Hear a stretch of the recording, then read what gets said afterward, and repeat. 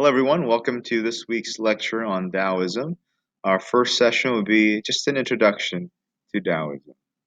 Last week, when we began and discussed Confucianism, I asked you to think about the following question. Have you ever felt like you're immersed in chaos?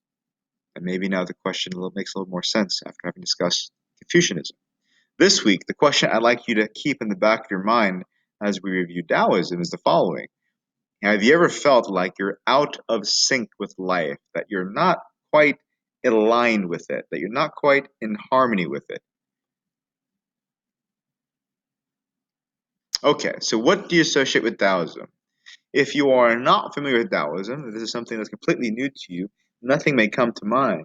But there may be things that you're familiar with that you never really associated with Taoism. Maybe it's the concept of yin yang. Most of us have heard of the idea. Maybe you've seen the symbol for it. Maybe you've been in places where you've seen various figures, in particular, three figures. Sometimes you'll see statues, sometimes you'll see figurines, sometimes you'll see the three figures within posters. Maybe you're familiar with Tai Chi or with acupuncture. Maybe you've been exposed to Chinese herbs and other forms of Chinese medicine. Maybe you've seen various works of art, works like these that depict nature, in particular, flowing water. So what is Taoism? Well, Taoism originated over 2,500 years ago, the 6th century. As we noted last week, Taoism predates Confucianism, so a lot of Confucius's terminology, his references to culture, is already immersed within a culture that's been imbued with Taoism. The major text within Taoism is the Tao Te Ching. The Tao Te Ching is made up of these really short chapters. And the title refers to the way of the Tao or the power of the Tao. Unlike other religious texts, this book isn't claimed to have been written by a deity. It's not necessarily the work of divine inspiration. The text is said to have been written by an individual referred to as Lao-tzu. And just like we saw with Buddhism, where Buddha isn't the name of a person, but a title, Lao-tzu is also kind of a description. It refers to an old master and not necessarily the name of an individual. What we see in the Tao Te Ching are various passages that seem paradoxical in nature.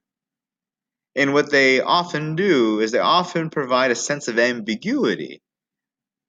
And maybe we can relate this to what we were exposed to with Zen Buddhism and Zen koans. Something to think about as we take a look at various passages from the Tao Te Ching. But all of them have to do with how we relate to this world, how we relate to life, the flow of life, how we relate to the Tao. So, there is a story behind Lao Tzu, just like with many other founders of these traditions. One of the mythologies speaks of how Lao Tzu was born of a shooting star, and the shooting star impregnated Lao Tzu's mother, and Lao Tzu's mother gave birth to Lao Tzu, and when Lao Tzu came out of the womb, Lao Tzu was already very old.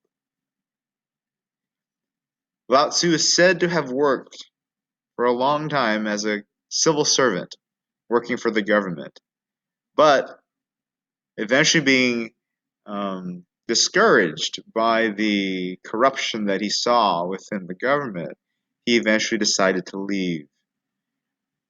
As he was leaving, riding his ox, he was stopped, and being known already as a very wise man, he was asked to please relay some wisdom. Please provide us and share some insights before you leave.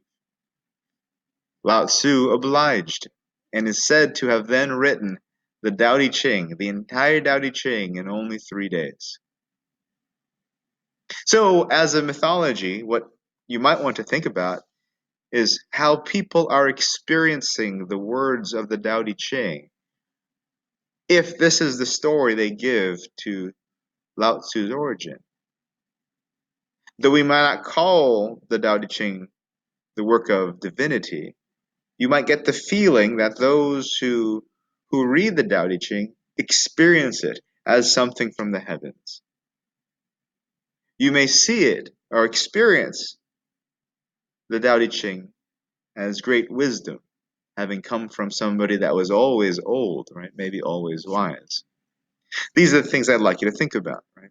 How do the people of Taoism experience the world as we can see through these sorts of stories? Okay, so what's written in the Tao Te Ching?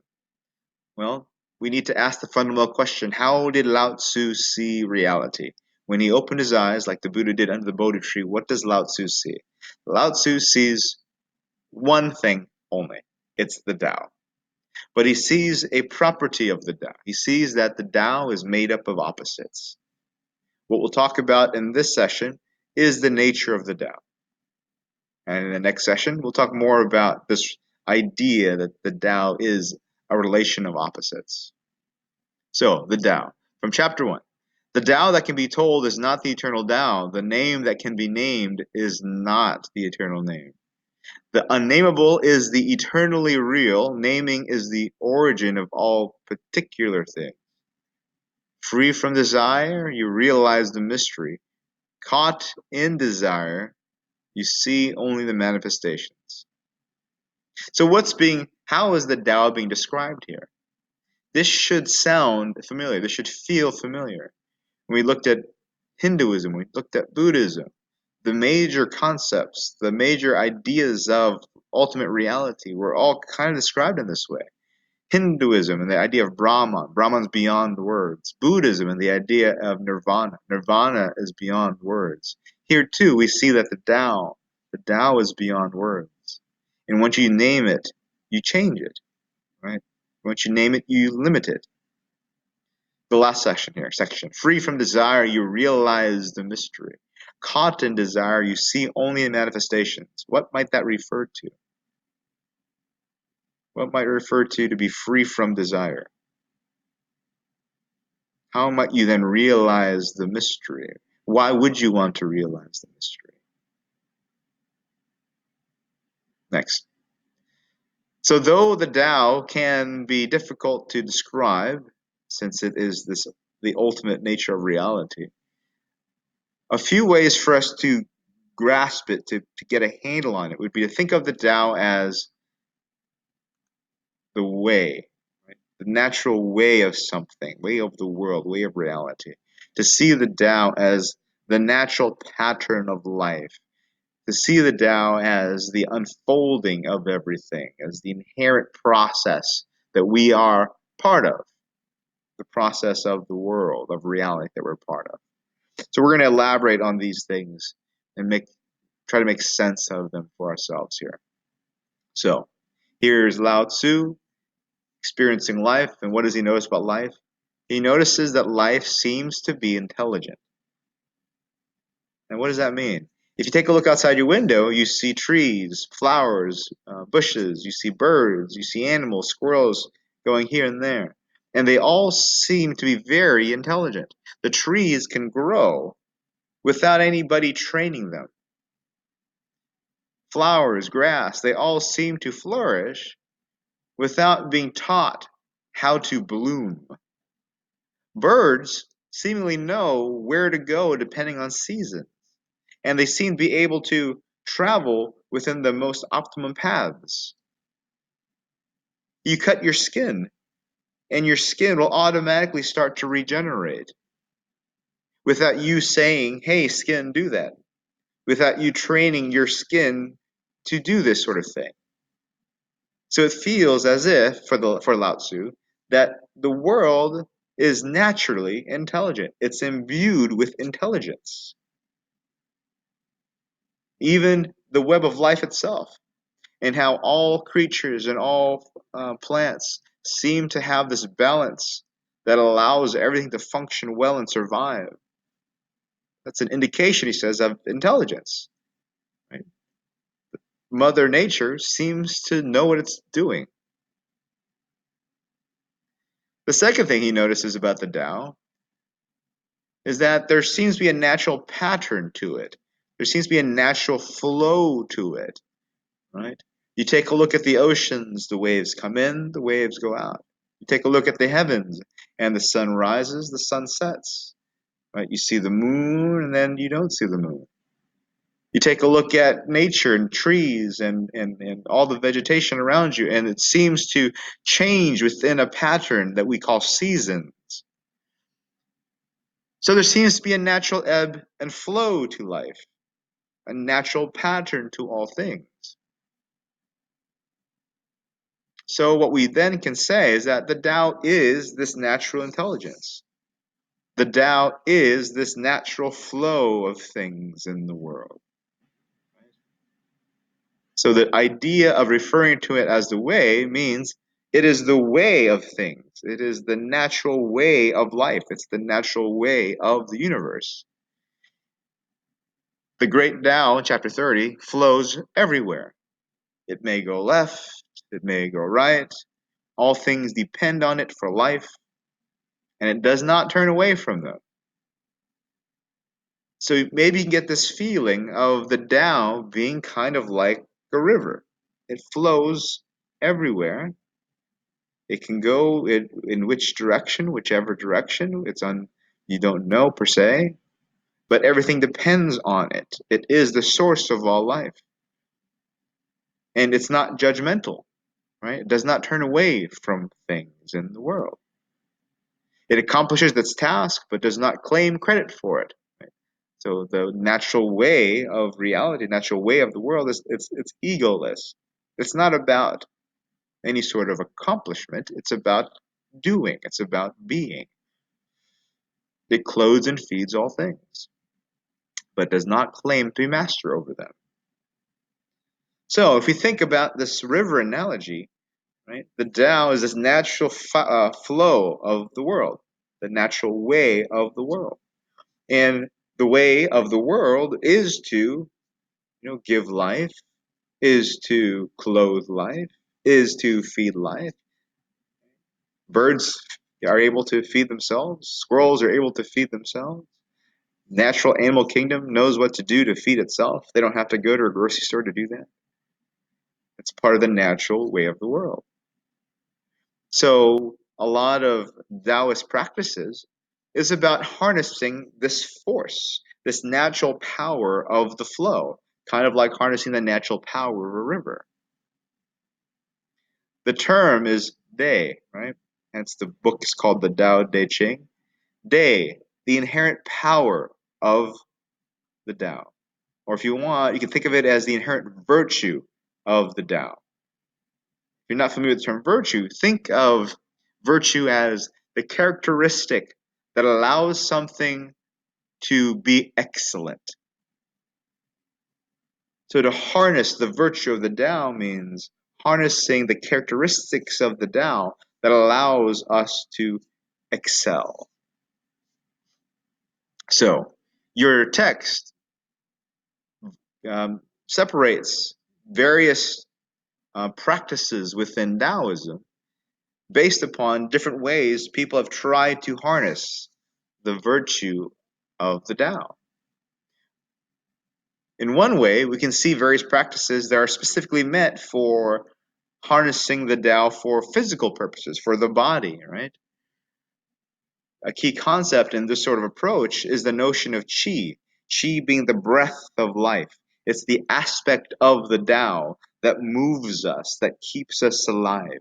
It's the aspect of the Tao that moves our body, that provides our body with with um, with vitality. So we can see this within Tai Chi, hence the term Tai Chi. Moving of the body in ways that allows the breath of life to flow through us in a more um, in a, in a, in a, in a more elegant, efficient, um, optimum way. So various motions help move the qi. The same thing with acupuncture. The idea with putting needles in various meridian lines. These meridian lines are lines in which the qi moves through us. And sometimes we need to unblock qi in order to allow this vitality force to move through us, to allow the aspect of the Tao that gives us vitality to move through us more appropriately, more optimally. Chinese medicine is also revolves around the idea that through these various herbs and other food items that we could um, move qi more effectively through our bodies. So while some people focus on this sort of embodied um, uh, making use of the force of the Tao in a more embodied sense, there's also a tradition of approaching Taoism more spiritually. And we can see this through various temples and through various rituals having to do with priests who would say prayers or do various chants or other practices in order to harness this sort of spiritual aspect. And maybe aspect is even a better word, the spiritual aspect of the Tao.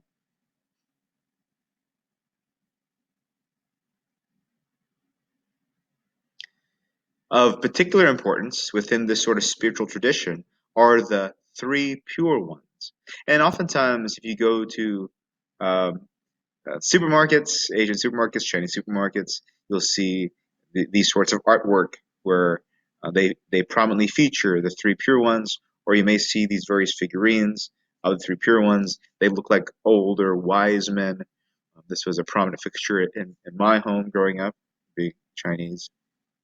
The Trinity, oh, and by the way, I should point that out, is that a lot of these things are so infused into the culture that sometimes um, it's no longer primarily identified with Taoism, whether it's the artwork of nature, whether it's images or figurines of the three pure ones. Sometimes people just have these as an artifact of being a part of the culture and may not even realize the relationship between these and Taoism. Similarly with acupuncture or with Chinese medicine, some people may not may participate in acupuncture, may take Chinese medicine, but may not even think that these are related to Taoism. Okay, so the three pure ones. Now, these are the highest deities within Taoism, highest meaning the most revered. And there's lots of controversy and ideas, I should say, about why this might be, or what these three pure ones might represent. Some say that these are a personification of the force of creation, and in this sense might be very similar to the Trimurti, which we talk about with Hinduism. Some people see the three pure ones as representing the origin of all being. And we'll take a look at a passage from the Tao Te Ching to get a sense for where this idea might come from. Some people see the three pure ones as representing three forms of qi, the different types of life force within reality. Some people will even believe that these three pure ones are just different aspects or representations of Lao-tzu himself.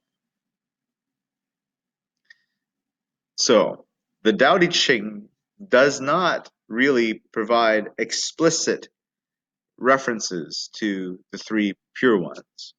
There's no references really to the need to worship deities. The Tao Te Ching doesn't even really specify anything having to do with herbs and acupuncture. But what we see within the Tao Te Ching is that this particular passage from chapter 42, the Tao produces one produces two, two produce three, and three produce myriad things. So From this passage, there seems to be a particular importance to the idea of three. And this could be the motivation or the inspiration for the three pure ones, possibly. Now, one can be Taoist and not be particularly involved with the spiritual aspect of Taoism. One can be Taoist and not be particularly involved with the embodied aspects of Taoism. And some people may participate in those first two and not be particularly keen on the wisdom from the Tao Te Ching. But this is a major component of Taoism, and it's an aspect of Taoism that we'll focus on. Hence, we will give it its own full session. And this wisdom, we will primarily take a look at through the eyes of the Tao Te Ching, though there are other texts and other teachings, right, that we could refer to also. But since the Tao Te Ching is supposedly the wisdom provided to us via Lao-tzu himself, we will take a look at the Tao Te Ching and this concept of yin yang in particular when we come back in our next session.